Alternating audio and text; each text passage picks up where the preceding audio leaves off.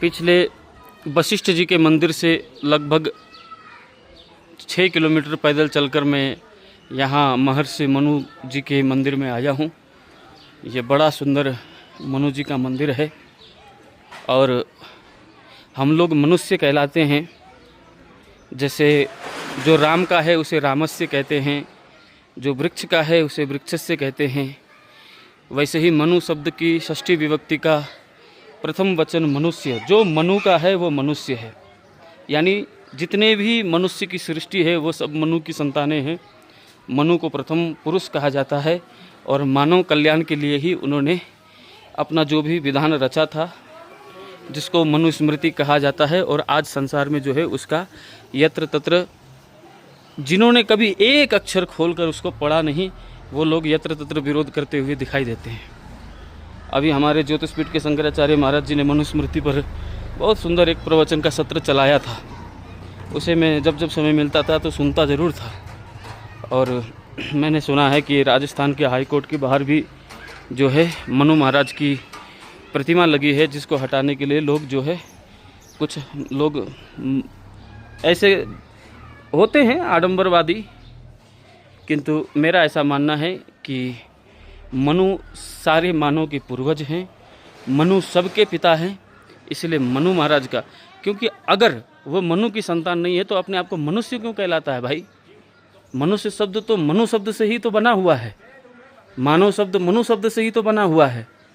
तो फिर यदि अगर मनुस्मृति से इतनी दिक्कत है, मनु महाराज से इतनी भी दिक्कत है, तो फिर मनुष्य कहलाना छोड़ दे फिर।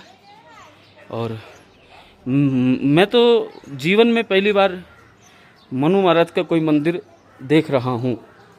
ये मेरी अपनी बात है, लेकिन फिर भी मुझे ऐसा लगता है कि शहरों में कम से कम एक मनु महाराज की प्रतिमा अथवा मनु महाराज का विधि विधान से जैसे ये मंदिर बना हुआ है, ऐसा मंदिर बनना ही चाहिए। अभी मैं केवल ये दर्शन कराने के भाव से आप लोगों को अंदर का परिसर दिखा रहा हूँ। बाद में विधिवत प्रणाम करके, स्तुति करके, पूजा अर्चना आदि मैं उनका करूँगा। और साथ में मैं ऐसा सोचता था कि ये मनाली नाम थोड़ा थोड़ा इसमें विदेशी ध्वनित हो रहा है। क्यों? क्योंकि जैसे कुल्लू बगल में है, तो कुल्लू का तो ऐसा है कि मान लो गांव में भी आजकल ऐसा होता है, गांव शहर में लोग अपने बच्चों का नाम कल्लू लल्लू ऐसा रख देते हैं। तो किसी गांव का नाम कुल्लू हुआ तो क्या हुआ, पर मनाली में कुछ नाम में विदेशी टच आ रहा था। पर अब मुझे धीरे धीरे समझ में आ रहा है कि मनु महाराज के कारण ही जो है क्या कहते हैं, इस स्थान का, इस पूरे क्षेत्र का नाम मनाली पड़ा है। क्यों? इसका एक मुख्य कारण ये भी है कि अभी मैं जिस नदी को पार करके आया वो नदी है मनाशलू नदी। यानी वो नदी भी भगवान मनु से संबंधित है। और उस नदी का संगम आगे जाके ब्यास नदी से होता है। जब आप मनाली से लेह का रास्ता पकड़ते हो, यानी जो वशिष्ठ मंदिर जाने की तरफ अगर आप पैदल चलोगे, तो वो दोनों नदी का संगम आपको बड़ा सुंदर आसानी से दर्शन हो जाएगा। तो इस प्रकार से जो है क्या कहते हैं, ये भगवान मनु का स्थान है। आप लोग दर्शन करें। अब मैं अपना विधि विधान से दर्शन करने जा रहा हूँ। हर हर महादेव।